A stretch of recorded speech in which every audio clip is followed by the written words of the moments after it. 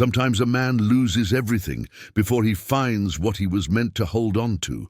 For 55-year-old Boyd Voss, that moment came when he and his son Declan pulled up to a lonely cabin at the edge of a snow-covered forest. They'd been driving for days with nowhere to go when they saw the sign, Caretaker Wanted.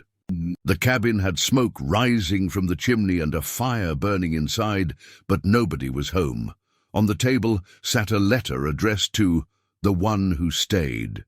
It was written by a man who'd lived there alone for decades after losing his family. He left the cabin behind for someone ready to start over.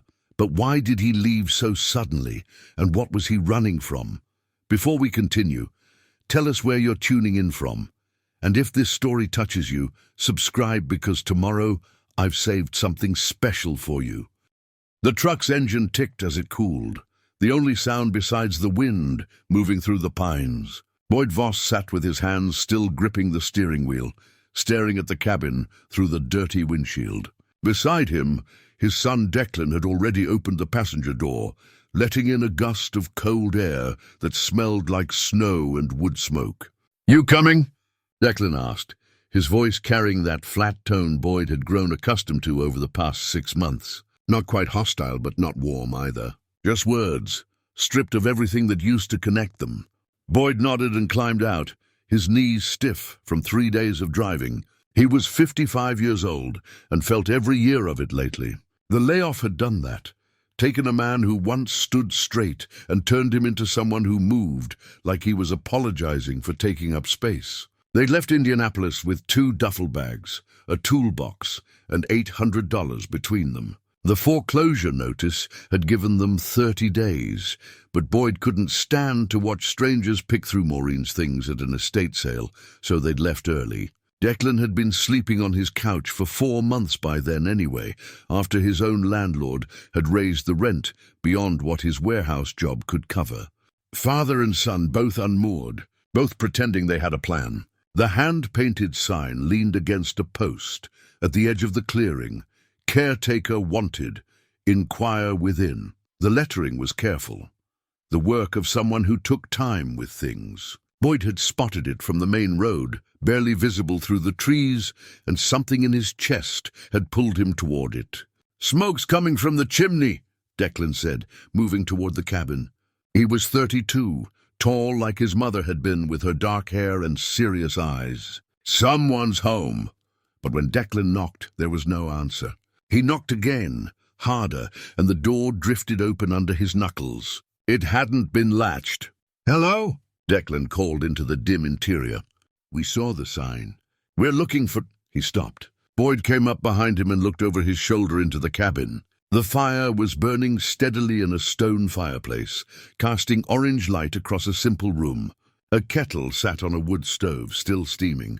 The furniture was old but well-maintained.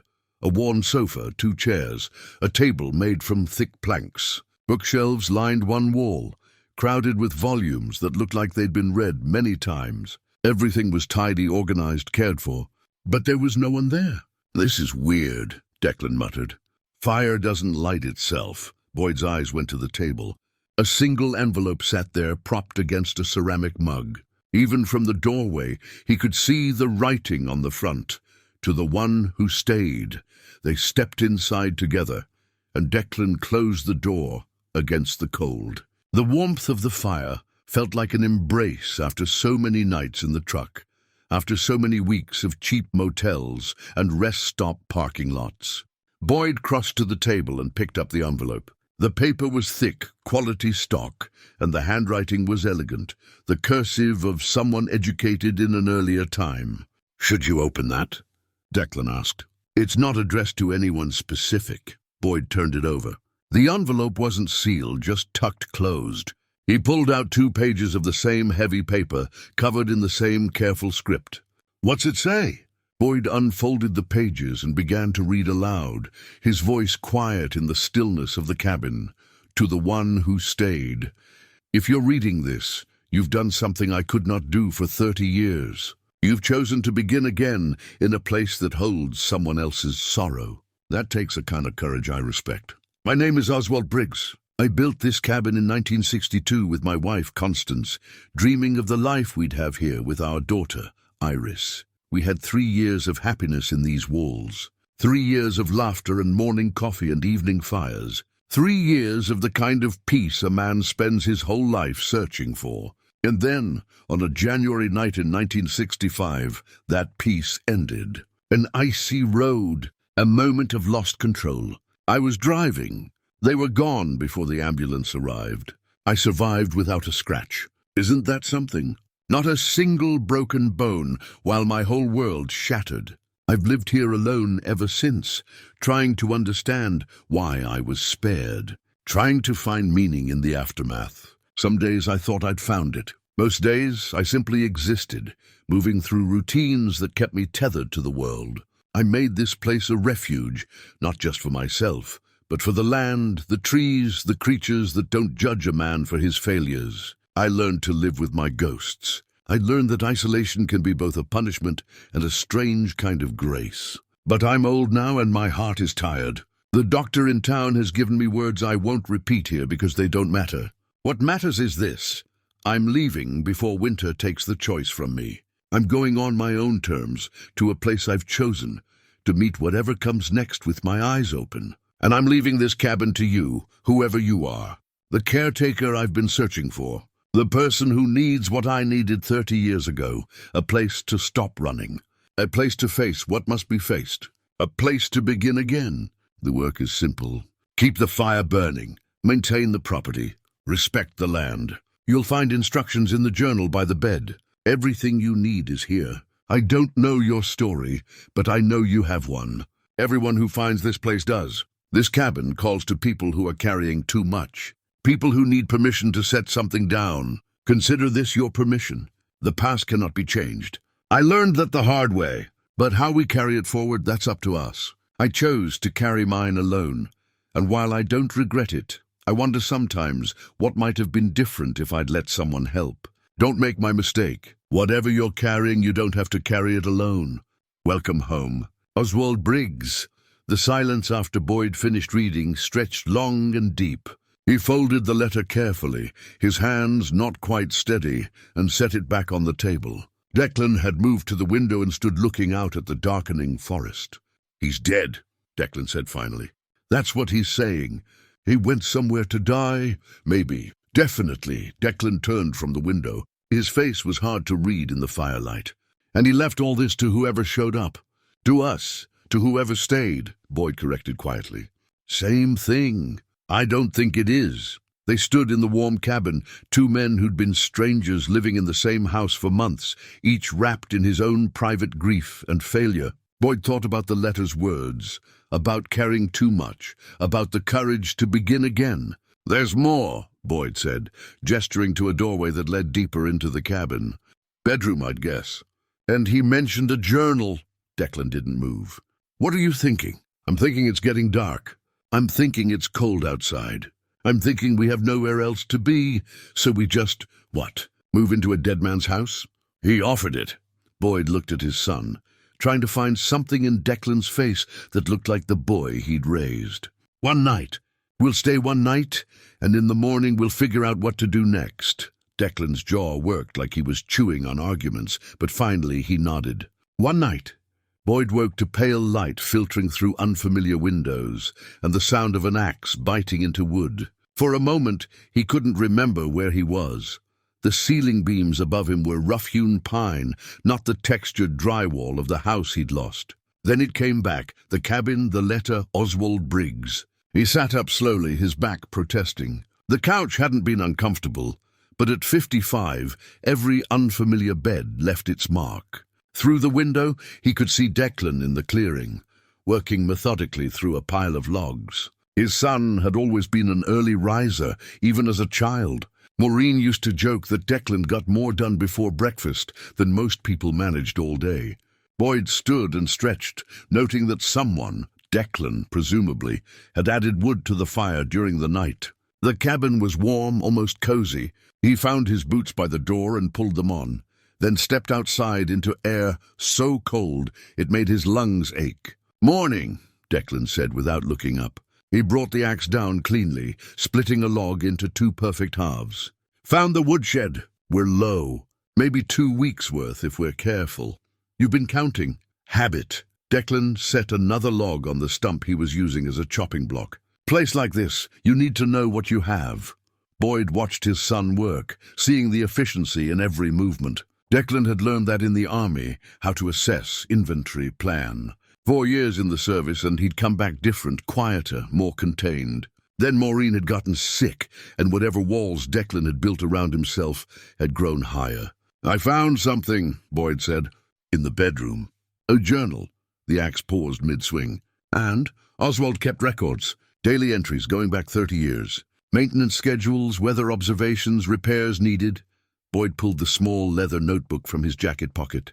"Lists of everything that needs to be done to prepare for winter. We're already behind." Declan brought the axe down, then leaned on the handle.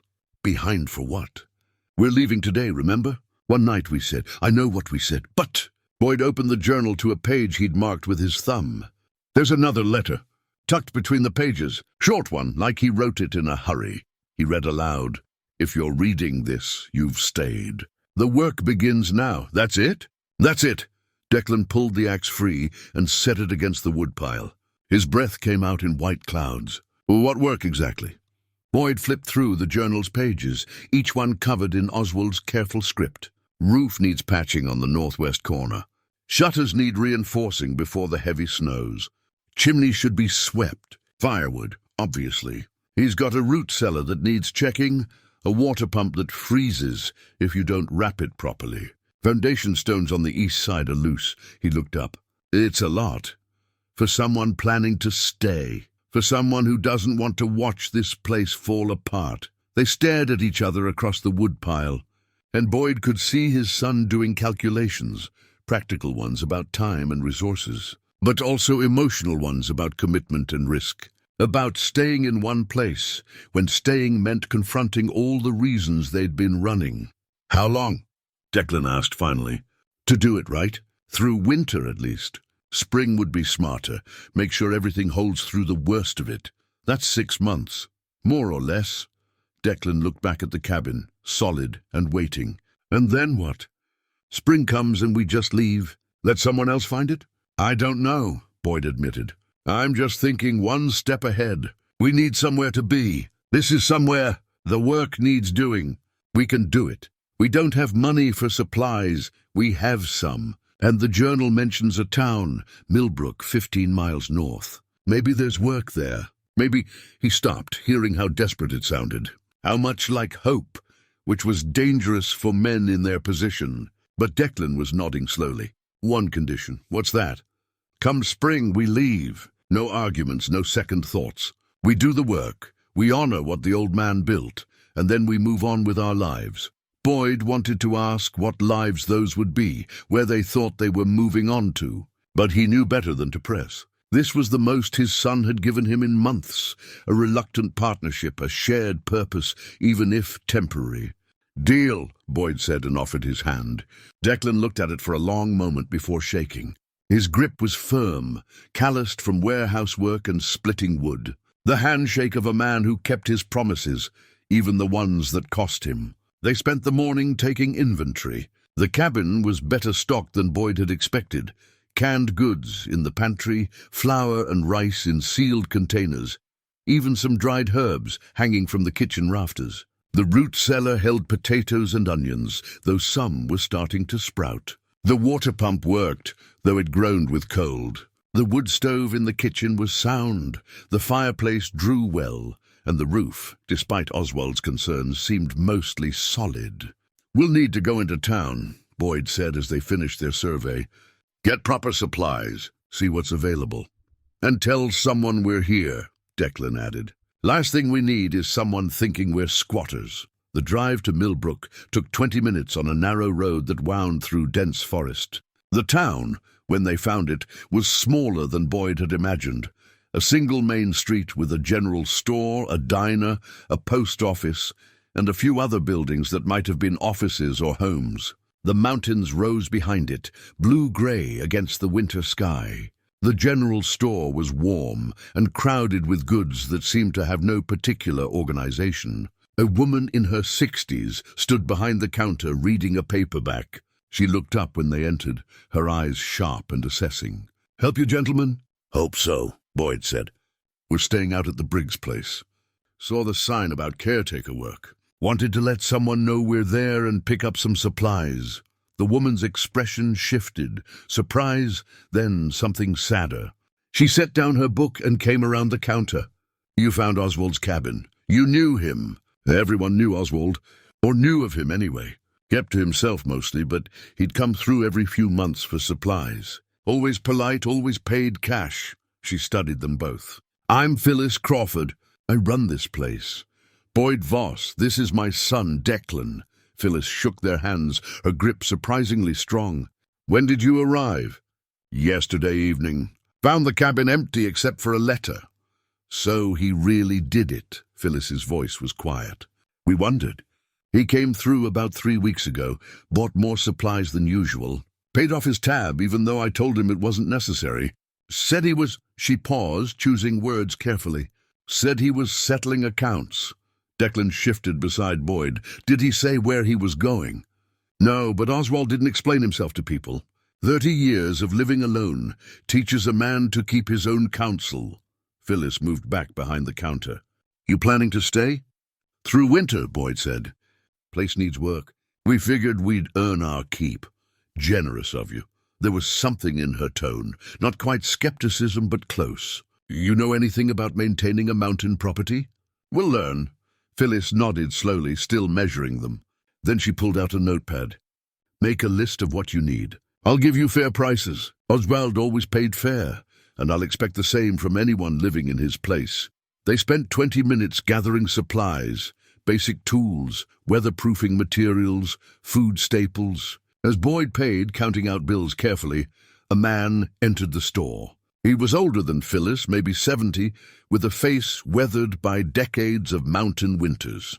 "Gordon," Phyllis said, "these fellows are staying at the Briggs place." Gordon stopped, his hand still on the door. "That's so. Through winter," Boyd confirmed. "Huh." Gordon moved to the counter, studying them openly. "Oswald was a good man. Quiet but good. You treat that place with respect here. That's the plan. And if you see anything strange out there, you come tell me." Declan frowned. "Strange how?" Gordon exchanged a look with Phyllis. "Oswald used to talk about the woods. Said there were things moving through them that didn't want to be seen. Most folks thought he was just old and lonely seeing things. But sometimes," he shrugged, "sometimes people heard things they couldn't explain. Footprints in snow that didn't match any animal. That sort of nonsense." "Nonsense," Phyllis said firmly. "Gordon loves a ghost story. I'm just saying what I heard." Gordon touched his cap to them. "Welcome to Millbrook. Hope you last longer than most." The drive back to the cabin was quiet. Boyd noticed Declan checking the mirrors more than usual and found himself doing the same. The forest pressed close on both sides of the road, dense with shadows, even in daylight. They were almost home. Boyd caught himself thinking the word and pushed it away when Declan braked suddenly. "What?" "Look." Declan pointed to the side of the road, where their tire tracks from the morning were still visible in the patches of snow. Crossing them, cutting perpendicular toward the cabin, was another set of tracks. Bootprints, human-sized, fresh enough that the edges were still sharp. Someone had followed their path, or had been there waiting, watching them leave, and had moved closer to the cabin once they were gone. Boyd and Declan looked at each other, the same thought passing between them without words. They drove the last quarter-mile faster than the road warranted, pulling into the clearing with gravel spraying. The cabin looked exactly as they'd left it. Smoke still rose from the chimney. Nothing seemed disturbed. But when they climbed the steps to the porch, they both saw it. A fresh set of boot prints in the dusting of snow, leading right up to the door, then veering off toward the woods behind the cabin. Someone had been here. Someone had stood on this porch, maybe looked through the windows at their belongings inside. Someone was watching them. That night, as they sat by the fire with the doors locked and ears tuned to every sound the forest made, Boyd opened the journal again. Near the back, he found an entry from just 2 months earlier, The guardian is restless again. I left food at the usual place. Sometimes I think he's the only one who understands what it means to be haunted. We're the same, he and I, ghosts among the living, trying to find our way back. Boyd showed the passage to Declan, who read it twice before speaking. So someone was out here with him. Someone he was helping. Looks like. And now they're watching us. Maybe. Boyd stared at the fire, thinking about the tracks, the warning from Gordon, Oswald's cryptic words. Or maybe they're deciding if we're worthy of staying. Outside, something moved through the darkness between the trees. Neither of them mentioned it. But neither of them slept well that night, and when morning came, they began the work of making the cabin secure with a new urgency. Not just against winter, but against whatever else was out there. Watching and waiting in the snow. The first 2 weeks passed in a rhythm of work that left both men too exhausted to do much besides eat and sleep. Boyd's body remembered labor. His father had been a carpenter, and Boyd had spent summers as a teenager framing houses. But 30 years behind a desk had softened him. Every morning, he woke with new aches, new reminders of his age. Declan worked with the steady efficiency of someone who needed to stay busy, who couldn't afford to let his mind wander. They patched the roof, reinforced the shutters, split enough wood to fill the shed twice over. The physical exhaustion was almost a relief. It left no room for the questions that had been following Boyd for months. What now? What next? How did a man start over when everything that defined him was gone? It was on a grey afternoon, while searching for a pry bar in the small workshop behind the cabin, that Boyd found the wood-carving tools. They were tucked in a wooden box on a high shelf, wrapped in oiled cloth. 6 chisels of varying sizes, 2 small knives, a mallet worn smooth by use. Boyd lifted one of the chisels, testing its edge against his thumb. Still sharp. Oswald had maintained them carefully. Beside the box was a collection of carved figures, birds mostly. A hawk with wings spread, a sparrow perched on a branch, an owl with eyes that seemed to follow movement. Each piece was remarkably detailed, the wood grain incorporated into the design rather than fighting against it. Boyd turned one of the carvings over in his hands, feeling something shift in his chest. He'd forgotten. God help him, he'd completely forgotten. His father had taught him to carve when he was 12. Winter evenings at the kitchen table, Russell Voss's patient hands guiding Boyd's, showing him how to read the wood, how to let it tell you what it wanted to become. Boyd had loved it. The smell of fresh-cut cedar, the quiet concentration, the satisfaction of revealing something beautiful from a rough block. But then college, then the job, then marriage and Declan and the endless wheel of responsibility. The tools had gone into a box, then into a closet, then into storage, and eventually he'd stopped thinking about them entirely. Stopped thinking about that version of himself who'd made things with his hands just for the joy of it. "Find the pry bar?" Boyd turned to see Declan in the workshop doorway. He held up the chisel instead. "Oswald carved," he said, hearing the thickness in his own voice. Declan stepped inside, looking at the tools, the finished pieces on the shelf. "They're good." "Really good?" "Yeah." Boyd set down the chisel carefully. "I used to do this. Long time ago. I didn't know that. No reason you would. I stopped before you were born." Boyd picked up the hawk, studying the precise way Oswald had captured the curve of feathers. "My father taught me. His father taught him. I was supposed to teach." He stopped. The unfinished sentence hung between them, heavy with all the things Boyd had meant to do, meant to share, meant to be. "You could start again," Declan said quietly. "Doesn't seem like Oswald would mind."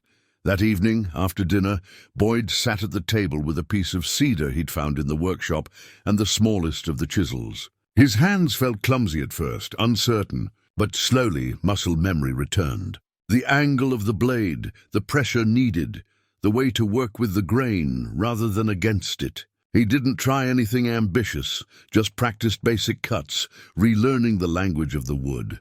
Declan sat across from him, pretending to read Oswald's journal but mostly watching. Neither of them spoke. The only sounds were the fire crackling and the soft scrape of blade on wood. Over the next week, carving became Boyd's evening ritual. While Declan read or studied maps of the property, Boyd worked on small projects, a simple bird, then a better one, then a fox. The pieces weren't as refined as Oswald's, but they improved each night. More importantly, the work quieted something in Boyd's mind that had been screaming for months. It was Declan who made the first discovery during one of their wood-gathering trips. They'd ranged about half a mile from the cabin, following a deer path that wound through dense pines, when Declan stopped and pointed. There, hanging from a low branch, was a carved wooden bird, weathered by seasons but still recognizable, a blue jay, its crest detailed even after years of exposure. Boyd lifted it carefully from its perch.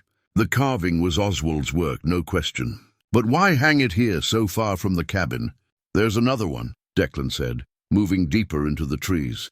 They found 5 more over the next hour, scattered through the forest like markers. Each one was different, a cardinal, a chickadee, a crow. Each one hung where it could catch light filtering through the canopy, visible to anyone who knew to look. He marked a path, Boyd said, turning back toward the cabin. From here, he could just make out the next bird, and from that one, presumably the next. These lead somewhere, or they're just decorations. Old man living alone, maybe he wanted company, but Boyd didn't think so. There was intention in the placement, too much care in the spacing. These birds were trying to tell them something. That night, Boyd added an entry to the notebook he'd started keeping, his own journal, separate from Oswald's. He wrote about the birds, the tools, the strange sense of following in the footsteps of a man he'd never met, but was beginning to understand. The morning after that, Declan surprised him. They were eating breakfast, oatmeal and coffee, the same thing they'd had for 2 weeks, when Declan cleared his throat. "Show me," he said. "Show you what?" "How to carve." "If you're going to sit there every night making things, I want to learn." Boyd looked at his son, trying to read the expression behind the request. Was it genuine interest? An olive branch? Just a way to fill the long evenings? Maybe it didn't matter. "All right," Boyd said. "We'll start tonight. Easy stuff at first, just learning to hold the tools properly." That evening, Boyd taught his son the same way Russell had taught him. How to position the wood, how to angle the blade, how to feel for the grain. Declan's hands were steadier than Boyd's had been at first. Soldiers' hands, trained for precision. "Like this?" Declan asked, making a careful cut. "Little shallower. You're not trying to dig, you're trying to reveal. The shape's already in there. You're just taking away what doesn't belong." Declan adjusted his grip and tried again. This time the shaving curled off cleanly. Better. Better. They worked in comfortable silence, father and son, in a cabin that had once held another father's grief. Outside, the temperature dropped, and the first real snow of the season began to fall soft and steady. Inside, by the fire's warmth, 2 men who'd forgotten how to talk to each other found a different kind of language. Later, as Boyd lay on the couch waiting for sleep, he heard Declan moving around the bedroom. Then his son's voice, quiet but carrying in the stillness. "Dad." "Yeah?" A pause. "Thanks for teaching me." Boyd's throat tightened. "You're welcome." It wasn't forgiveness. It wasn't reconciliation. But it was something. A crack in the wall that had been standing between them for so long. A small opening where light might eventually enter. Outside, snow continued to fall, covering the tracks that had been haunting them, erasing evidence of whoever was watching. But Boyd found he minded less now. The cabin felt less like a refuge from something, and more like a place where something could begin. In the workshop, Oswald's tools waited in their box, ready to teach their lessons to new hands. On the shelf, the wooden birds kept their patient vigil. And in the forest, more birds hung from branches, marking paths through the darkness, leading to places not yet discovered. The work, as Oswald had written, had begun. The snow that had started as gentle flurries became a proper winter storm, lasting 3 days. Boyd and Declan were confined to the cabin, watching the world outside disappear under white. They'd prepared well enough. The woodshed was stocked, the pantry full, the windows sealed against drafts. But the isolation pressed in on them in ways the work had kept at bay. On the second day, restless and tired of reading, Boyd decided to properly clean Oswald's bedroom. They'd been sleeping there in shifts, Declan taking the bed one night, Boyd the next, but neither had done more than change the sheets. The dresser drawers remained full of Oswald's clothes. The closet still held his jackets, and the nightstand was cluttered with the accumulated objects of a long, solitary life. Boyd started with the nightstand, sorting carefully. Reading glasses, a pocket watch that had stopped years ago, a small stone that had been worn smooth by handling, and then pushed to the back of the drawer, a wooden music box. It was beautifully made, walnut with inlaid maple leaves on the lid. Boyd lifted it carefully and wound the key on the bottom. The mechanism was stiff but functional. When he opened the lid, a simple melody played, a lullaby, sweet and melancholy. Inside, tucked into the velvet lining, was a photograph. The picture showed a young family, a man in his 30s who was recognizably Oswald, a pretty woman with dark hair and kind eyes, and a little girl, maybe 4 years old, laughing at something beyond the camera's frame. On the back, in faded ink, "To Oswald, all my love, Constance. Christmas 1963. 2 years before the accident.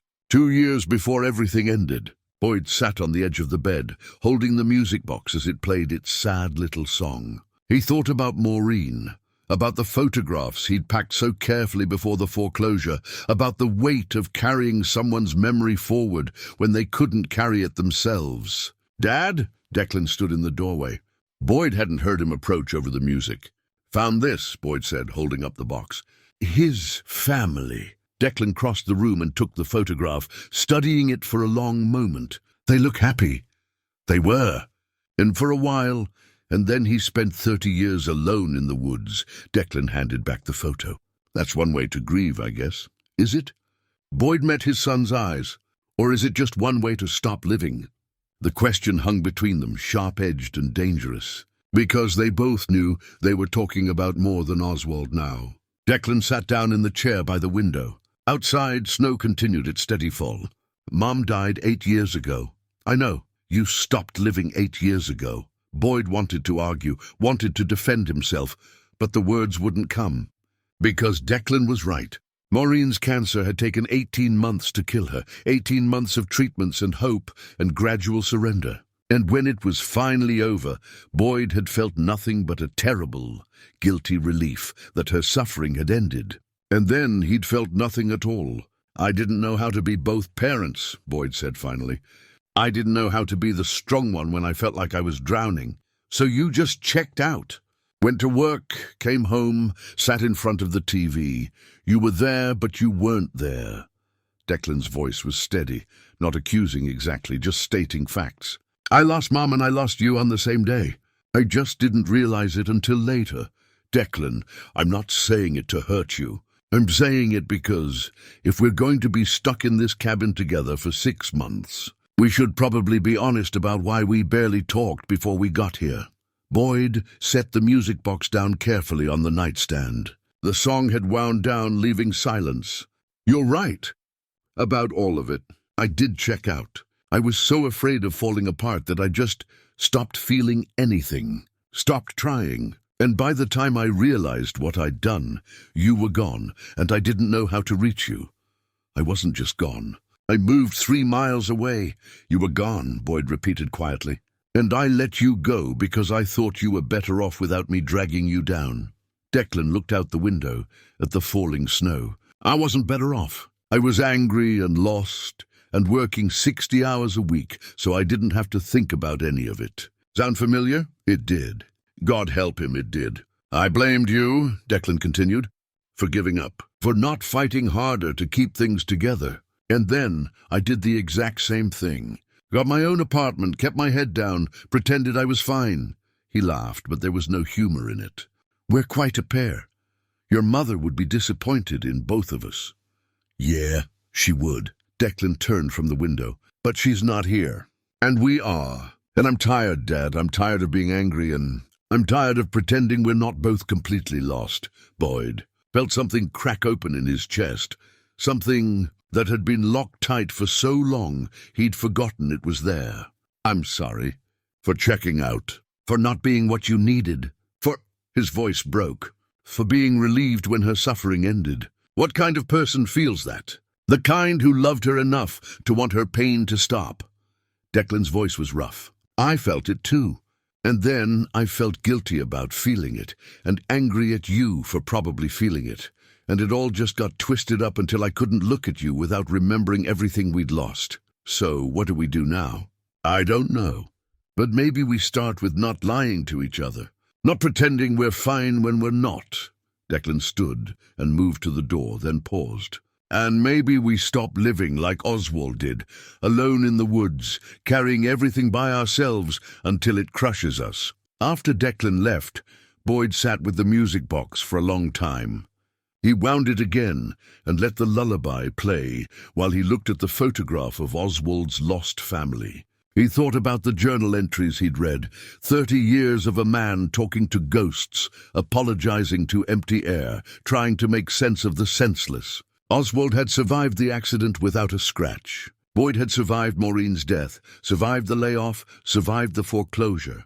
But surviving wasn't the same as living, and living alone wasn't the same as healing. That evening, they made dinner together. Nothing fancy, just pasta and canned sauce. But they worked side by side in the small kitchen, passing utensils, coordinating tasks. Small gestures of cooperation that felt enormous. Over the meal, Declan told stories about Maureen that Boyd had never heard. Things she'd said to Declan privately. Advice she'd given. Moments they'd shared when Boyd had been at work or too absorbed in his own grief to notice. Each story was a gift, a piece of her returned to him. In exchange, Boyd told Declan about the early days, before Declan was born. How Maureen had laughed at Boyd's terrible cooking. How she'd insisted on dancing in the kitchen, even though neither of them knew how. How she'd made him promise that no matter what life threw at them, they'd face it together. I broke that promise, Boyd said. You're keeping it now. They carved that night, working on separate projects but together, the way they'd been doing each evening. Declan's hands were getting steadier, more confident. He was working on a simple fish, and the scales he was etching showed real skill. She'd be proud of you, Boyd said, watching him work. Your mother. Of the man you've become. Declan didn't look up, but his hands stilled for a moment. I hope so. I know so. And I'm proud of you, too. I should have said it more. I should have said a lot of things. Well, Declan returned to his carving. We've got 6 months. Plenty of time. Outside, the storm finally broke. The clouds parted to reveal stars, scattered across the black sky like thrown diamonds. The temperature dropped further, sharp and clean. Tomorrow they'd dig out, assess any damage, get back to work. But tonight, in the warm cabin, with the ghost of a lullaby still hanging in the air and the first honest words they'd exchanged in years settling between them, Boyd allowed himself to feel something he hadn't felt in a very long time. Hope, not the desperate, grasping kind that comes from having no other choice, but the quiet, steady kind that comes from realizing you're not alone. That maybe, just maybe, broken things can be mended if you're patient enough and brave enough to try. In the bedroom, the music box sat silent on the nightstand, its secrets shared. Oswald's family smiled out from their photograph, frozen in a moment of happiness that had ended too soon. But their story, Boyd realized, didn't have to be a warning. It could be an invitation to love fully while you can, to forgive yourself when you fail, to remember that isolation is a choice, not a sentence, and that healing begins the moment you stop running from the people who need you most. The work, as Oswald had written, had begun, but it wasn't the work of maintaining a cabin or surviving a winter. It was the work of becoming, once again, a father and a son. 3 days after the storm cleared, Boyd found the letters. He'd been working in the small workshop, organizing tools and clearing space for a proper carving station, when he noticed the floorboard.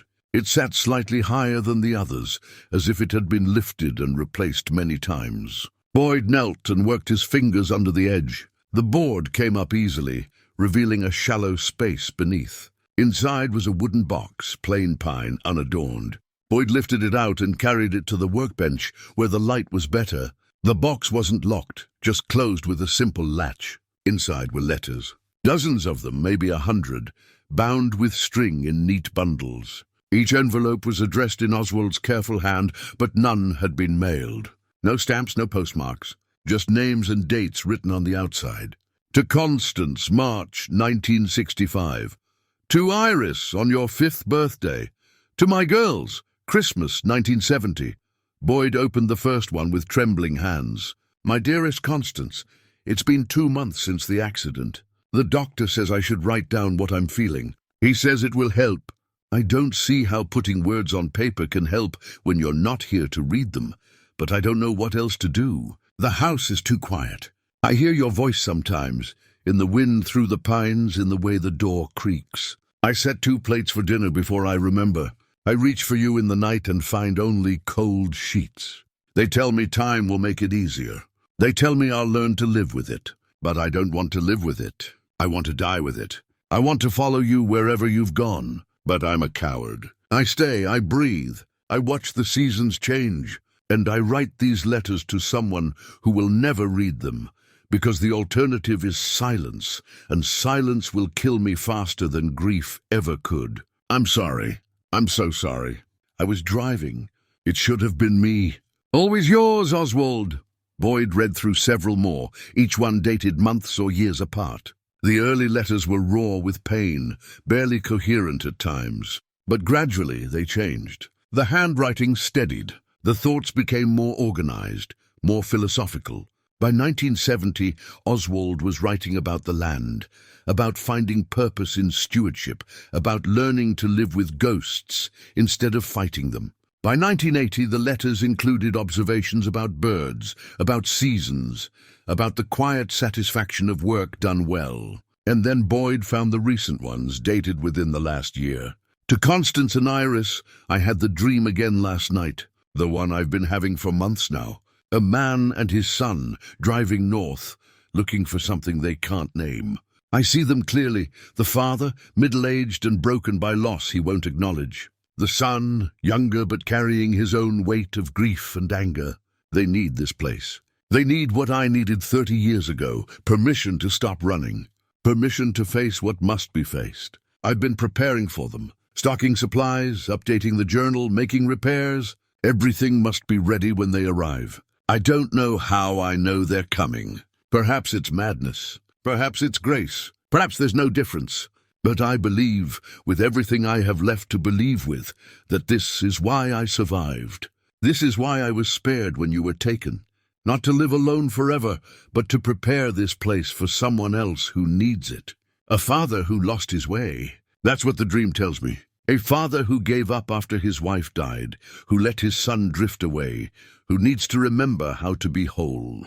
I don't know his name yet, but I will. And when he arrives, everything will be ready. Your Oswald. Boyd sat heavily on the workbench stool, the letter shaking in his hands. Oswald had known. Somehow, impossibly, he'd known Boyd was coming. Known about Declan. Known they were running from grief they couldn't face. He read through more recent letters, each one referencing the dreams, the preparations, the certainty that his purpose was to prepare the cabin for whoever needed it next. The last letter was dated just 3 weeks before Boyd and Declan had arrived. My dear ones, the dreams are clearer now. I know his name, Boyd. I know his son is called Declan. I know Boyd's father was named Russell, and that Russell carried secrets that poisoned 3 generations. I don't know how I know these things, but I trust the knowing. Tomorrow I'll drive to Millbrook one last time. I'll settle my accounts with Phyllis, say goodbye to Gordon without telling him it's goodbye. And then I'll come back here and finish preparing. The fire will be burning when they arrive. The letter will be waiting. Everything they need will be here. Tools, supplies, instructions. And these letters, hidden where Boyd will find them when he's ready. Because he needs to know this wasn't random. This wasn't accident or coincidence. This was meant to happen. He needs to know he's not alone in carrying impossible weight. He needs to know forgiveness is possible. Forgiveness of himself, of his father, of the circumstances that brought him to this place. I'm at peace with leaving now. My work is done. The cabin will care for them the way it cared for me, by giving them space to grieve, to heal, to remember who they were before loss reshaped them. Tell them, if you can, that some endings are really beginnings, that the worst thing that ever happened to us led directly to the moment they needed most. Tell them they were always meant to find this place. With all my love, until we meet again, Oswald. Boyd didn't realize he was crying until a tear fell on the page, smudging the ink. He wiped his eyes roughly and carefully returned the letters to their box, then carried it into the cabin. Declan was at the table, working on his carving. He looked up when Boyd entered, and his expression shifted immediately. "What's wrong?" Boyd set the box on the table. "I found these in the workshop, under a floorboard." "What are they?" "Letters from Oswald to his wife and daughter. 30 years' worth." Boyd sat down heavily. "He knew, Declan. He knew we were coming. He dreamed about us. About you and me specifically."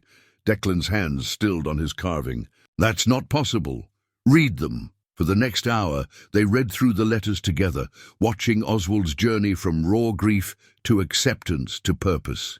And finally, to the impossible certainty that he was preparing the cabin for 2 specific people who would arrive after he was gone. "This is..." Declan set down a letter and rubbed his face. "I don't know what this is.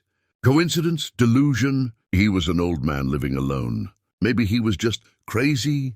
I was going to say lonely. Lonely enough to invent a purpose for himself. Boyd picked up one of the recent letters. He knew our names. He knew about Mom. He knew about my father. How could he possibly know about your father? "I don't know." But he did. And there's more. Boyd found the letter he was looking for and handed it to Declan. He mentions Russell carrying secrets.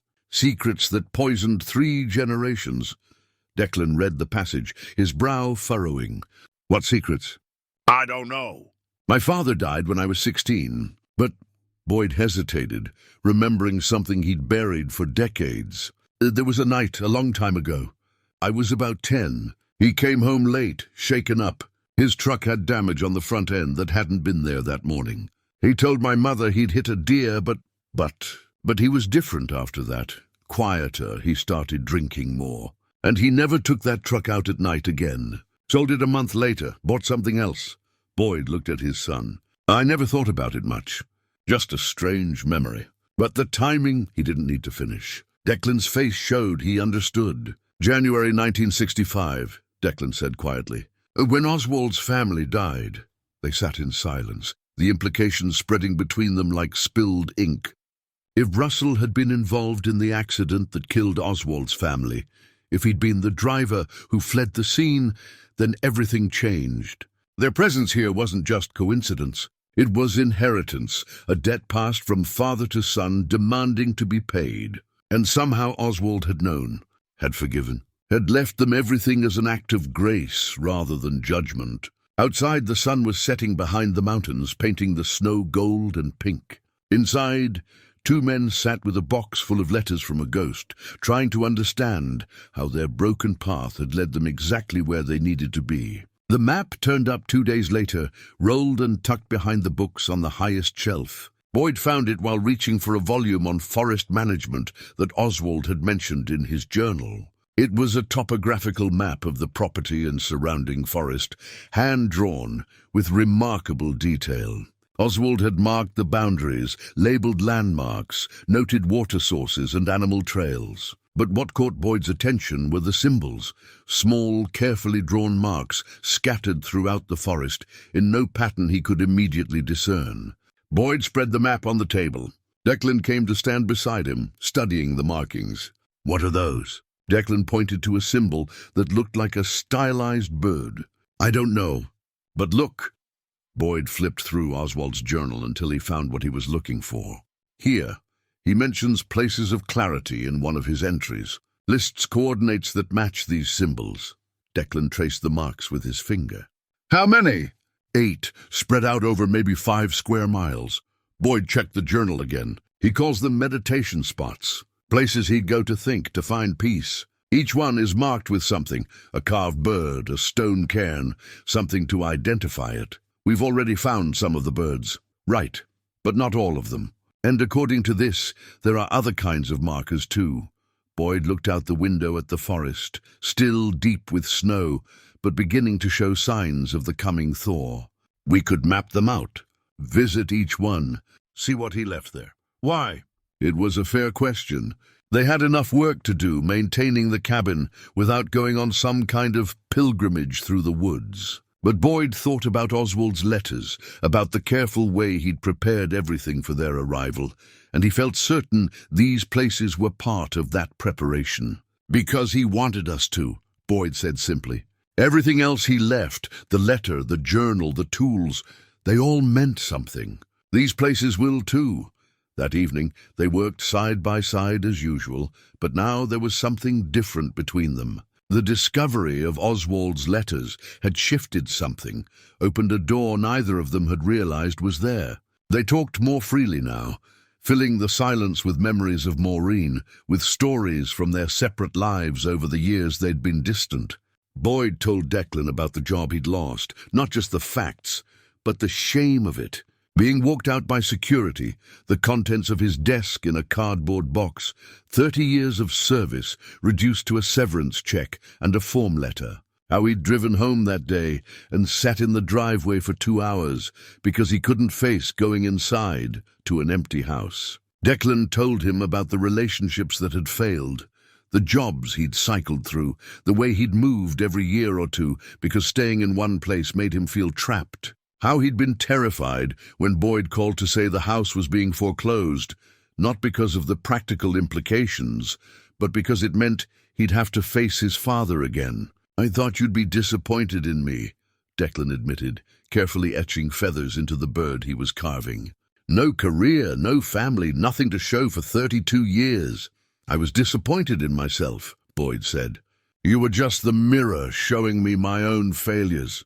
That's not fair to either of us." "No, it's not." They worked in silence for a while, and then Declan said, "We should make something together. Not separate projects, one thing we both work on." Boyd looked up, surprised. "Like what?" "I don't know. Something that matters. Something we can both put our hands on and say we made it together." The idea settled in Boyd's chest, warm and right. "Okay, we'll think about it." 2 days later, when the weather cleared, they made their first expedition to one of the marked locations. According to the map and Oswald's notes, the nearest site was about a mile northeast, in a clearing overlooking the valley. The hike was harder than Boyd expected. The snow was knee-deep in places, and the terrain was rough. But Declan moved with practiced ease, and Boyd pushed himself to keep up, feeling his body grow stronger with each day of physical work. They found the clearing exactly where the map indicated.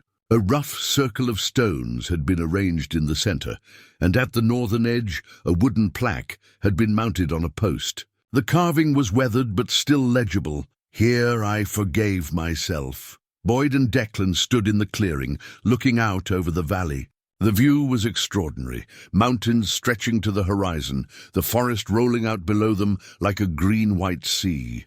"What do you think he forgave himself for?" Declan asked. "Surviving, maybe, when his family didn't. Is that something that needs forgiving?" Boyd thought about the guilt he'd carried after Maureen died, the relief that her suffering had ended, the secret gladness that he didn't have to watch her waste away anymore. The shame of those feelings had eaten at him for years. "Sometimes," he said, "the worst thing we do is judge ourselves for being human." They stood in silence for a long time. Then, without planning it, Boyd started talking. About the night Maureen died. About holding her hand and feeling it go slack, feeling her last breath whisper against his cheek. About the sob that had torn out of him, not grief exactly, but release. And about the self-loathing that had followed, the conviction that he'd failed her by being relieved it was over. "I told myself I should have wanted more time," Boyd said, his voice rough. "That a good husband would have begged for just one more day, one more hour. But I was so tired, and she was in so much pain. And when it ended, I was glad. And I've hated myself for that ever since." Declan was quiet for a moment. "Then she told me near the end that she was ready, that she'd had a good life, and she didn't want us to watch her turn into something she wasn't. She said the hardest part was knowing how much it would hurt us." "She told you that?" "Yeah, when you were at work one day. She made me promise I'd take care of you after." Declan's voice cracked slightly. "I broke that promise. I ran instead. You were grieving too. You were allowed to run. So were you. Boyd felt something break open in his chest, something that had been locked tight and calcified for 8 years. She wanted us to be okay without her. Yeah, we're not doing a very good job of it. No, Declan agreed. But maybe we're starting to. Boyd reached out and pulled his son into a hug. The first real embrace they'd shared in years. Declan stiffened for a moment, then relaxed and hugged back, his grip fierce and desperate. I'm sorry, Boyd said into his son's shoulder, for checking out, for not being there, for making you carry everything alone. I'm sorry too, for blaming you, for leaving instead of staying and fighting for us.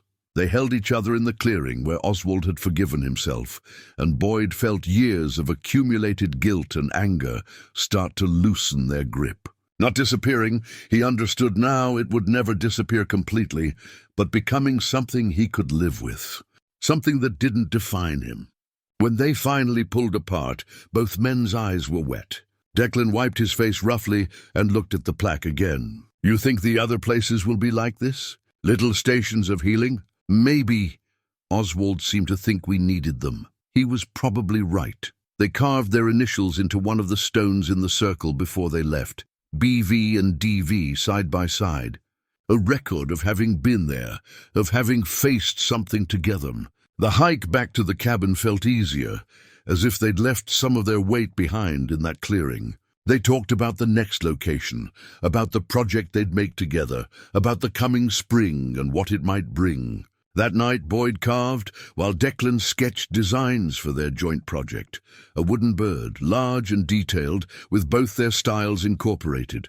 Something that would require both their skills, both their visions working in harmony. We'll hang it over the fireplace, Declan said. So whoever comes here next will know this place can heal more than one person at a time. Boyd looked at the sketch, at the care his son had put into imagining something they'd create together, and felt that unfamiliar warmth in his chest again. Hope, not desperate or grasping, but steady and sure, the kind that lasts. Outside, the first thaw began. Icicles dripped from the eaves. Snow slid from the roof in wet chunks. The forest started to wake from its winter sleep, and inside the cabin, 2 men who'd been sleeping through their own lives began, finally, to wake as well. March arrived with the slow promise of spring. The snow still lay deep in the shadows, but the days grew longer, and the sun had real warmth in it. Boyd and Declan had settled into their life at the cabin with an ease that surprised them both. The work continued. Repairs, maintenance, preparation for the seasons ahead, but it felt less like survival now and more like stewardship. Boyd was organizing Oswald's desk one afternoon, sorting through papers that needed filing or discarding, when he noticed something odd about the bottom drawer. It seemed shallower than it should be, given the depth of the desk itself. He pulled the drawer out completely and examined it. There, fixed to the underside, was a thin wooden panel held in place by small clips. Boyd's pulse quickened as he worked the panel free. Behind it was a shallow compartment, and inside that compartment was a single yellowed newspaper clipping, folded and refolded so many times the creases had begun to tear. Boyd unfolded it carefully. The paper was brittle with age, the ink faded but still legible. It was from the Millbrook Courier, dated January 17th, 1965. Family killed in winter accident. His hands began to shake as he read about Constance and Iris Briggs, killed when their vehicle was struck by a dark-colored pickup truck that fled the scene. A 1962 or 1963 Chevrolet, dark blue or black, with front-end damage. Boyd read the article 3 times, his mind trying to reject what his eyes were seeing. He was 10 years old in January 1965. He remembered that winter because his father had come home late one night, shaking and pale, and the next morning the truck had damage on the front end that hadn't been there before. His father's 1963 Chevrolet pickup, dark blue, almost black in certain light. The damage Russell had blamed on hitting a deer. The truck he'd sold within a month and never mentioned again. Boyd sat down heavily, his legs no longer able to support him. His father had killed Oswald's family. had been the driver who fled, who destroyed everything Oswald loved, who carried that secret until it killed him too. And Oswald had known. "Dad!" Boyd looked up to find Declan in the doorway. He held out the newspaper clipping with shaking hands. "Read this." Declan crossed the room and took the article. Boyd watched his son's face as he read, watched comprehension dawn, watched the same horror Boyd felt reflected back at him. "Your grandfather's truck," Boyd said, his voice hollow. "He came home that night with front-end damage. I remember it, Declan. I was 10 years old, and I remember him standing in the driveway, looking at it like he'd seen the devil himself. This doesn't prove..." "It does, and Oswald knew. That's why he left us this place. That's why his letters mention my father by name." They returned to the box of letters, searching with new urgency. Near the bottom, they found what they were looking for. A letter dated just 3 months before they'd arrived, addressed simply to Boyd. Boyd's hands trembled as he read Oswald's words aloud. The letter explained everything. How Oswald had spent years trying to find the driver. How he'd eventually chosen forgiveness over vengeance. How the dreams had revealed Boyd's identity and his father's crime. How Oswald had researched and confirmed his suspicions. "I forgive your father, Boyd," Oswald had written. "And more importantly, you need to forgive yourself for being his son. You need to forgive yourself for surviving when others didn't, for being relieved when your wife's suffering ended, for not being perfect when life demanded perfection." The letter went on to explain that Oswald's nephew Felix knew the whole story, had been watching them from the woods to ensure they were worthy of the gift. That when the time was right, Felix would reveal himself. That the three of them, Boyd, Declan, and Felix, were meant to help each other carry what they couldn't carry alone. "Some endings are really beginnings," Oswald wrote. "The worst thing that ever happened to me led directly to the moment you needed most. Welcome home, Boyd. Welcome to the place where your father's sins stop poisoning your life." Boyd set down the letter, tears streaming down his face. Declan sat across from him, his own eyes red. "He forgave him," Declan said quietly. "He forgave Grandpa. He forgave us. We didn't do anything, didn't we? We've been carrying it anyway. Inherited shame, inherited guilt. We've been poisoned by something that happened before I was even born." Boyd thought about the years of feeling inadequate, of never quite believing he deserved happiness. The way he'd sabotaged his own joy, always waiting for disaster. The way he'd pushed Declan away after Maureen died, convinced he'd only hurt his son if he stayed too close. All of it rooted in guilt he'd absorbed from a father who'd never spoken of his worst moment. "The Guardian," Declan said suddenly.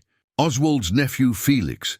That must be who's been watching us. He said Felix would make himself known when the time was right. Is now the right time?" Boyd looked at the letter again, at Oswald's careful handwriting offering absolution for sins Boyd hadn't even known he was carrying. "Yes, I think now is exactly the right time." That evening they returned to the shelter they'd found weeks earlier. This time Boyd left a specific message. "We know who you are. We know what Oswald wanted. We're ready to meet you. Tomorrow at dawn at the clearing. Please come." Boyd and Declan. They walked back to the cabin in the gathering dark. For the first time since finding the newspaper clipping, Boyd felt something other than crushing guilt. He felt possibility. That night, Boyd read Oswald's final journal entry, the one marked with a folded corner, written the day before Oswald left for the last time. It spoke of preparations completed, of Felix promised to watch from the woods, of 3 broken souls who would need each other. "Some people believe everything happens for a reason," Oswald had written. "And I don't know if I believe that. But I do believe we can find reasons, create meaning, build purposes from the rubble of our tragedies. That's what I've tried to do. That's what I'm asking Boyd and Felix and Declan to continue." Boyd closed the journal carefully. Outside, the first real thaw had begun. Icicles dripped from the eaves. Snow slid from the roof in wet chunks. The forest started to wake from its winter sleep. And inside the cabin, 2 men who'd been poisoned by inherited guilt began to understand that healing was possible. That forgiveness, real transformative forgiveness, could break cycles that had lasted generations. Tomorrow they would meet Felix. Tomorrow the final piece of Oswald's plan would fall into place. Tomorrow, 3 broken men would begin the real work of healing together. But tonight, Boyd allowed himself to feel something he hadn't felt in years: gratitude for Oswald's wisdom, for Declan's presence, for the strange and winding path that had led them to this cabin in the woods. The fire burned low in the hearth. The wind moved through the pines, and somewhere in the darkness Felix waited, another wounded soul, preparing to step out of the shadows and into the light of community. The work, as Oswald had written, was about to truly begin. Boyd barely slept that night. He lay on the couch, staring at the ceiling beams, thinking about the meeting that would come with dawn. Around midnight, unable to lie still any longer, he lit the lamp and read Oswald's final journal entry again, committing the words to memory. Across the room, Declan stirred on the bed. "You awake?" "Yeah." "Me too." Declan sat up, running his hands through his hair. "Keep thinking about tomorrow, about meeting this Felix person. What if he doesn't show?" "He'll show." Oswald asked him to. And from everything we've read, Oswald was the only person Felix trusted.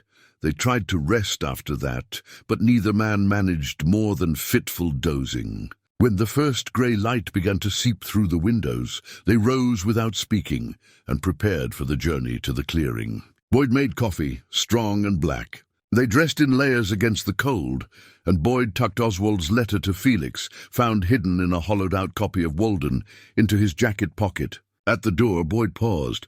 "Whatever we learn today, whatever Felix tells us, remember, Oswald wanted this. Wanted us to meet him, to help him, to let him help us." The walk to the clearing took 20 minutes. The sun was just beginning to break over the mountains, painting the snow in shades of pink and gold. As they approached the clearing where the stone circle stood, Boyd's heart began to pound. A figure stood near the center, backlit by the rising sun. Felix Briggs looked to be in his late 30s, lean and weathered, with dark hair pulled back and a beard that needed trimming. His clothes were worn but clean, layered for warmth. His eyes were intelligent and haunted, the eyes of someone who'd seen too much and couldn't forget any of it. "Felix?" Boyd said, stopping about 10 feet away, giving the man space. "You're Boyd." It wasn't a question. Felix's voice was rough, like he didn't use it often. "And Declan? Yes, thank you for coming."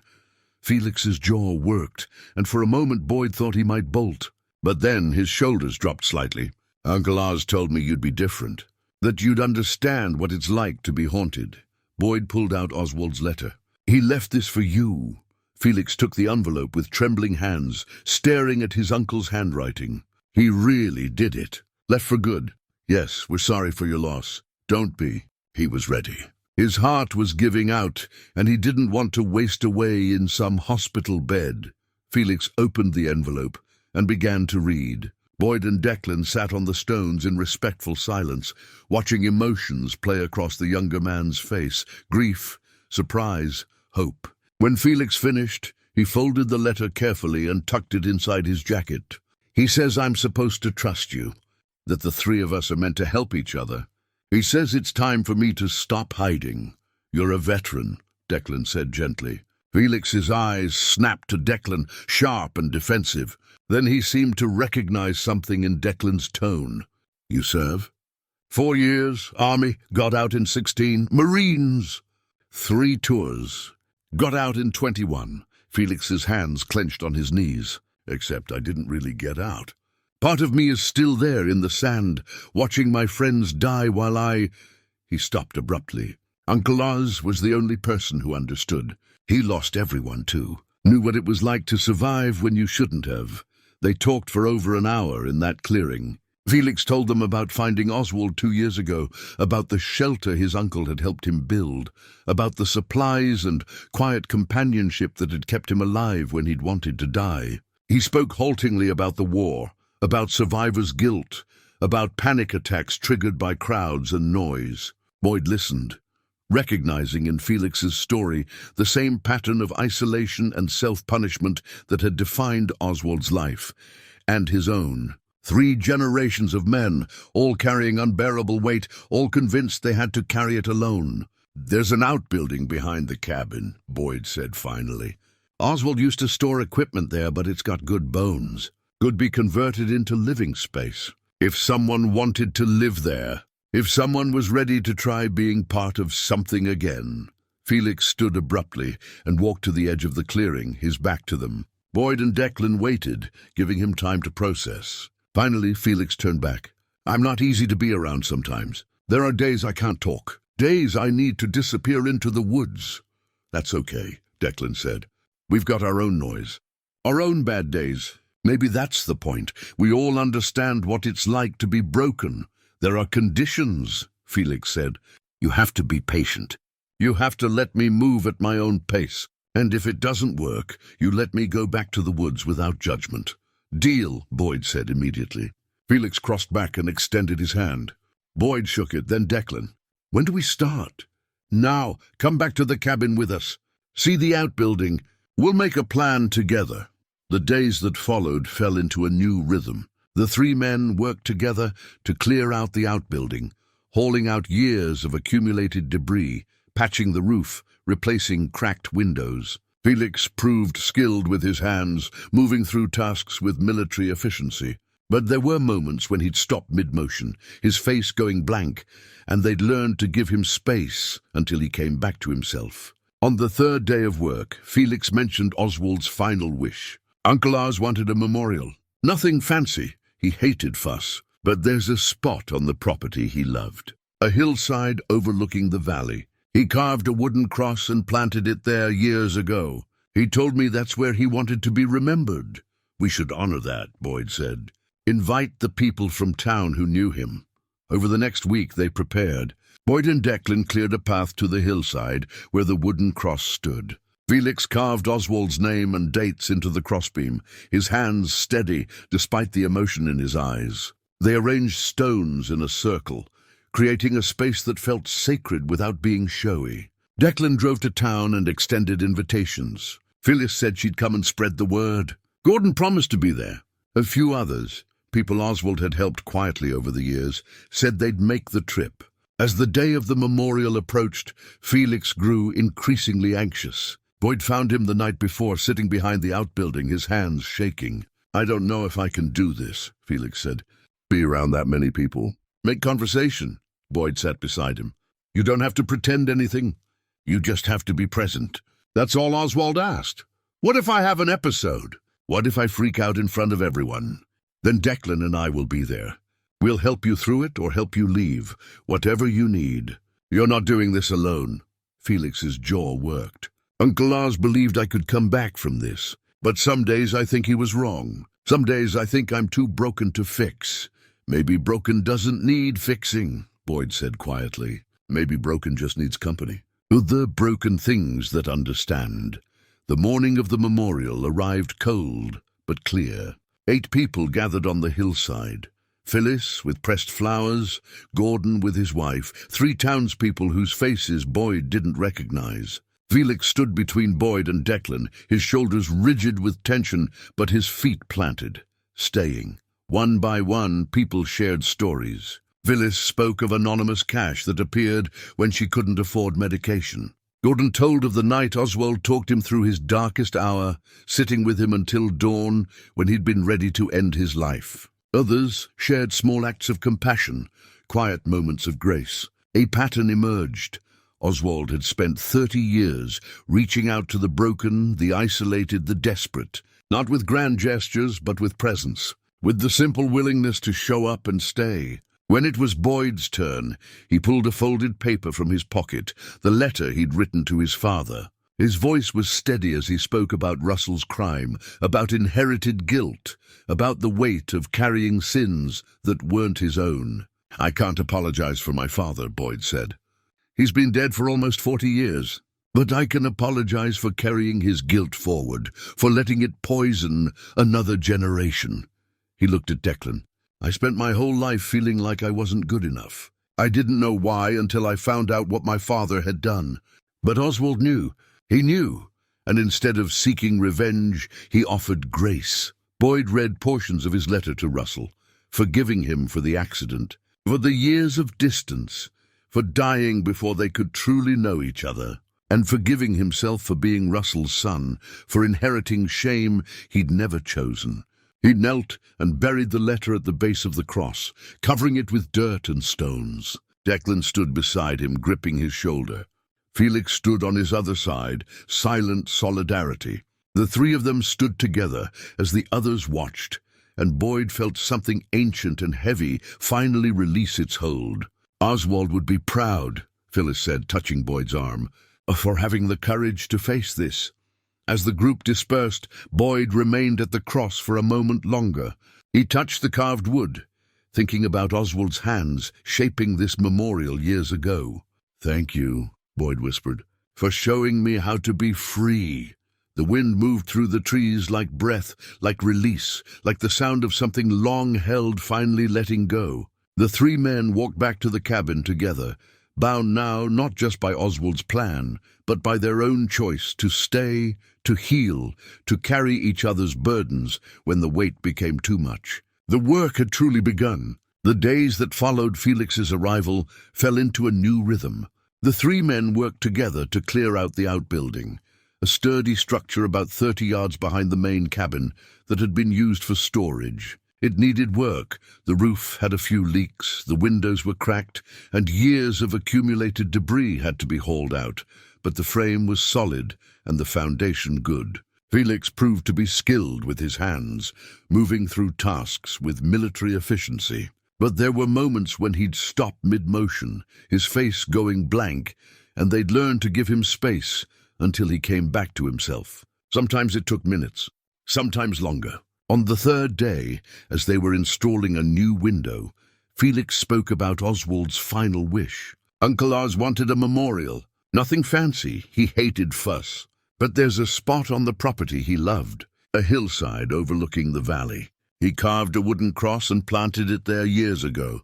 He told me once that when his time came, that's where he wanted to be remembered. Boyd set down his hammer. "We should do it then." "Honor his request." He wanted people there. The few folks in town who knew him said he didn't want a funeral, but he wanted people to gather and remember that he'd been here, that he'd tried to do some good. "We can arrange that," Declan said. "Go into town, invite Phyllis and Gordon, anyone else who should be there." Over the next week they prepared. Boyd and Declan cleared a path to the hillside where the wooden cross stood, simple and weathered but still strong. Felix carved Oswald's name and dates into the crossbeam, his hands steady despite the emotion in his eyes. They cleaned the area around it, arranged stones in a circle, created a space that felt sacred without being showy. Declan drove to town and extended invitations. Phyllis said she'd come and spread the word to others who'd known Oswald. Gordon promised to be there. A few others, people Oswald had helped quietly over the years, said they'd make the trip. The morning of the gathering arrived cold but clear. Felix had been increasingly anxious as the day approached, pacing the property, disappearing into the woods for hours at a time. Boyd found him the night before, sitting on a stump behind the outbuilding, his hands shaking. "I don't know if I can do this," Felix said without preamble. "Be around that many people. Make conversation. Pretend I'm okay." Boyd sat beside him. "You don't have to pretend anything. You just have to be present. That's all Oswald asked, that you be there. What if I have an episode? What if I freak out in front of everyone? Then Declan and I will be there. We'll help you through it or help you leave, whatever you need. You're not doing this alone." Felix's jaw worked. "Uncle Oz believed I could come back from this, from the war, from everything I saw. But some days I think he was wrong. Some days I think I'm too broken to fix." "Maybe broken doesn't need fixing," Boyd said quietly. "Maybe broken just needs company. Other broken things that understand." The day of the memorial, 8 people gathered on the hillside. Phyllis arrived first, bringing flowers she'd pressed between the pages of a book. Gordon came with his wife, a quiet woman who kept her hand in his throughout. 3 others, townspeople whose faces Boyd didn't recognize, stood respectfully at the edge of the circle. Felix stood between Boyd and Declan, his shoulders rigid with tension, but his feet planted, staying. Phyllis spoke first, her voice carrying across the quiet hillside.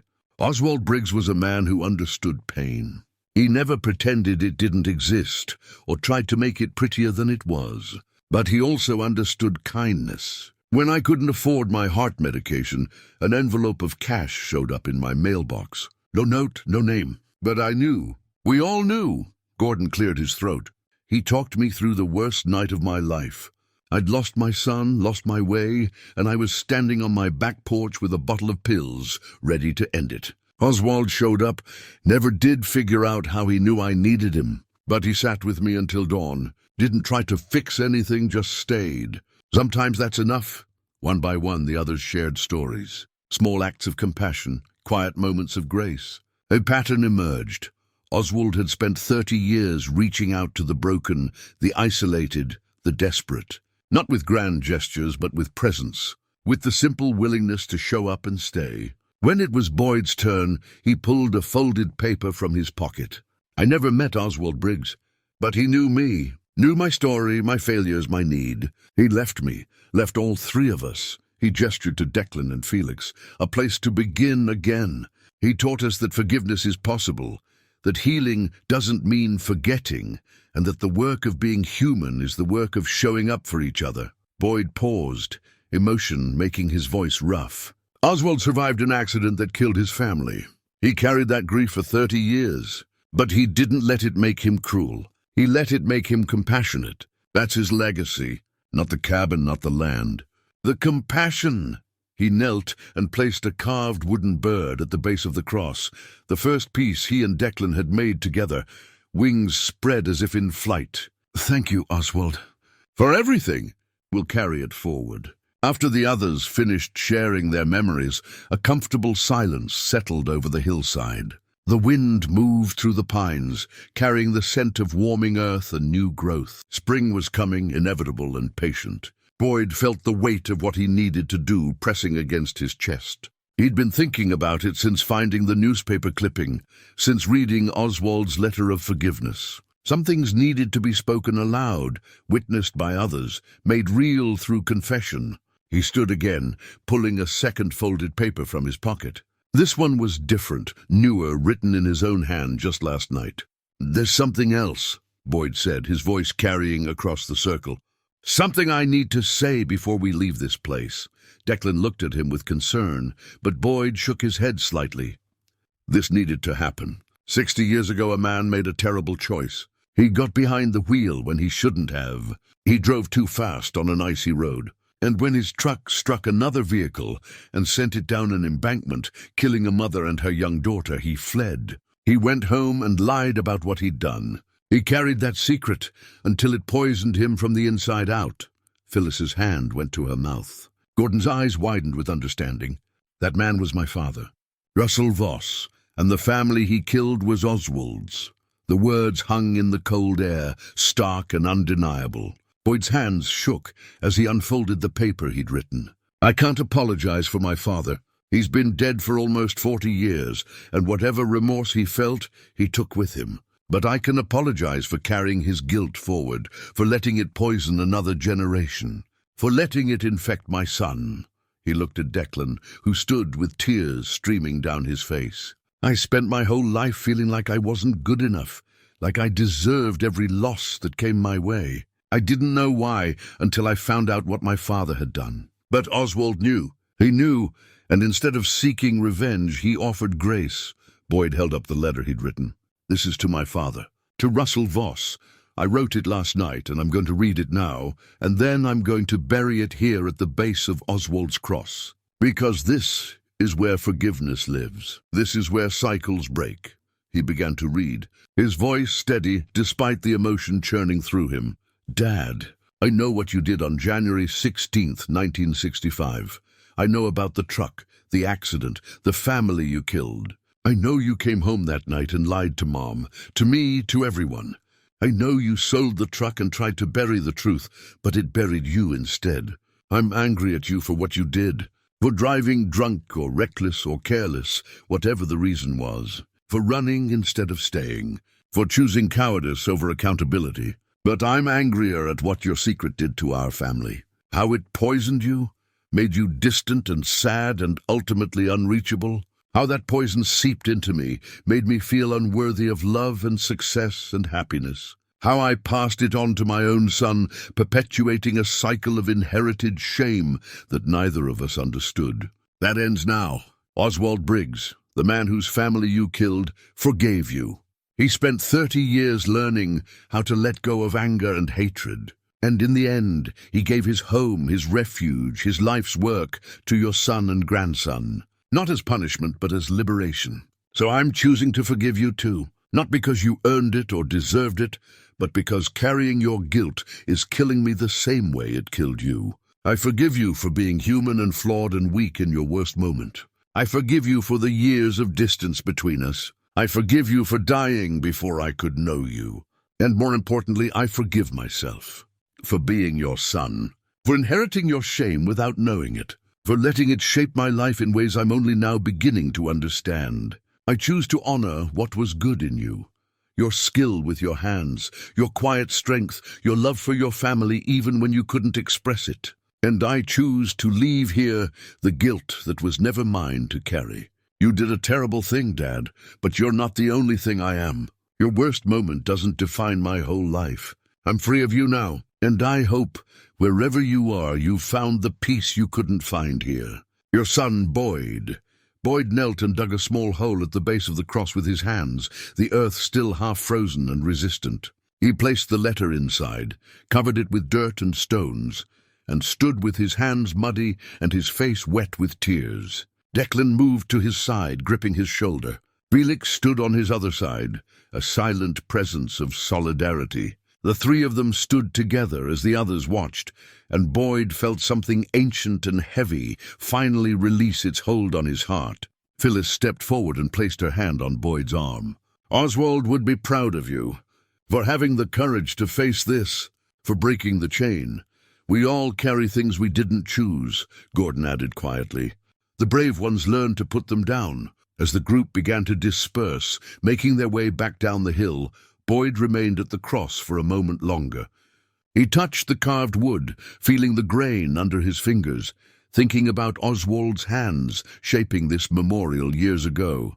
"Thank you," Boyd whispered, "for showing me how to be free." The wind answered, moving through the trees like breath, like release, like the sound of something long held finally letting go. 6 weeks passed. Spring arrived in earnest, bringing with it longer days and the gradual retreat of snow from the property.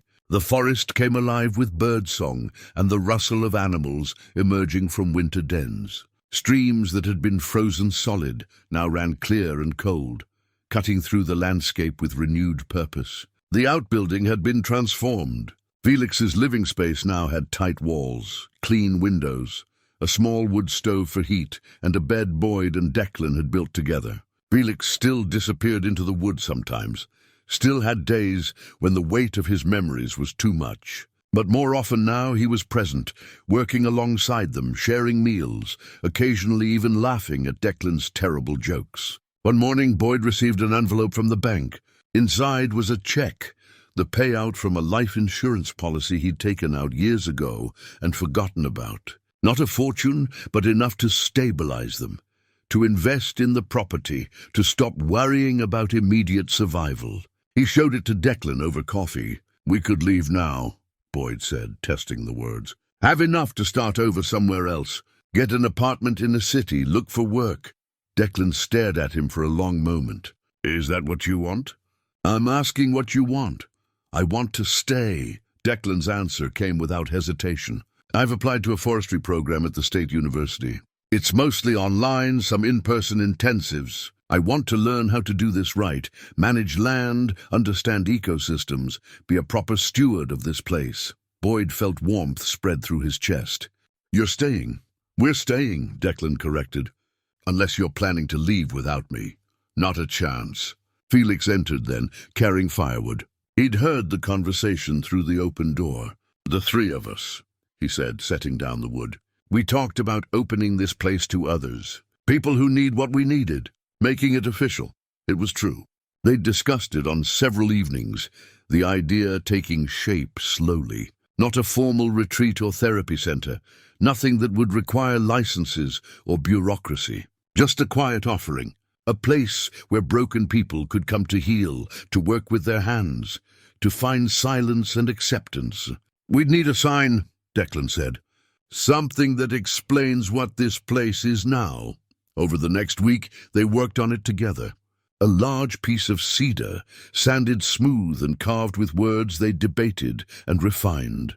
Boyd did most of the carving, but Declan and Felix each added their touches, Felix's steady lines, Declan's careful lettering. When it was finished, the sign read, "The Briggs House Sanctuary for Those Finding Their Way in Memory of Oswald. Constance and Iris, welcome home." They mounted it on posts at the entrance to the property, where the old Caretaker Wanted sign had once hung. The three of them stood back and looked at their work, and Boyd felt the rightness of it settle into his bones. That evening, Boyd sat at Oswald's desk, his desk now, and opened a new journal. The first journal he'd kept had been filled with observations about repairs and weather, practical notes about maintaining the property. This one would be different. He wrote, May 15, 2025. "To whoever finds this place next, my name is Boyd Voss. I came here with my son Declan in the winter, broken and lost, with nowhere else to go. We found a fire burning and a letter waiting, left by a man named Oswald Briggs, who understood what we needed before we did. Oswald lost his family 60 years ago in an accident caused by my father. Instead of seeking revenge, he offered us grace. He left us this cabin, these woods, these tools for healing. He taught us that forgiveness is possible, that inherited shame can be released, that connection is the antidote to isolation. Felix Briggs, Oswald's nephew and a veteran struggling with his own demons, joined us. Together, the three of us have learned to carry what we cannot carry alone. We've learned that broken things can still be useful, that imperfect people can still create beauty, that healing doesn't mean forgetting, it means learning to live fully despite our scars. This place is a sanctuary now, for people who need space to grieve, to heal, to remember who they are beneath their pain. We don't offer solutions or easy answers. We offer work, silence, presence, and the understanding that comes from shared struggle. If you're reading this, you're probably one of those people. You're probably carrying weight you don't know how to set down. You're probably tired of pretending you're okay when you're not. You don't have to pretend here. The work is simple. Maintain the property, respect the land, honor those who came before. But the real work is internal, facing what must be faced, forgiving what must be forgiven, choosing connection over isolation. The fire will be burning when you arrive. Everything you need will be waiting, and you are not alone. This cabin has been rebuilt twice, once with wooden nails in 1962, once with forgiveness and grace in 2025. Each generation adds something, repairs something, carries forward what matters. Your turn now. Welcome home, Boyd Voss, with Declan Voss and Felix Briggs. Boyd closed the journal and placed it on the shelf beside Oswald's. 2 generations of wisdom and pain and hope, preserved for whoever would need them next. Outside, Declan and Felix were sitting by a fire pit they'd built, carving pieces for the collection they were creating, birds in flight, each one representing a person who'd found healing here. They'd hang them throughout the forest, continuing Oswald's tradition, marking paths for those who came after. Boyd joined them, picking up his tools, falling into the comfortable rhythm of creation. Above them, stars began to emerge in the darkening sky. The forest settled into its evening sounds. Smoke from the fire rose straight and true into the still air. 3 men who'd been strangers, brought together by tragedy and grace, sat in companionable silence, each carrying his own scars, his own memories, his own reasons for being here. But none of them carrying those burdens alone anymore. The cabin glowed warm behind them. The woods stretched out in all directions, patient and endless. And somewhere in the distance, if you listened carefully, you could almost hear the echo of Oswald's voice, satisfied and at peace. The work had been done. The fire would keep burning. The healing would continue, one broken soul at a time finding their way home.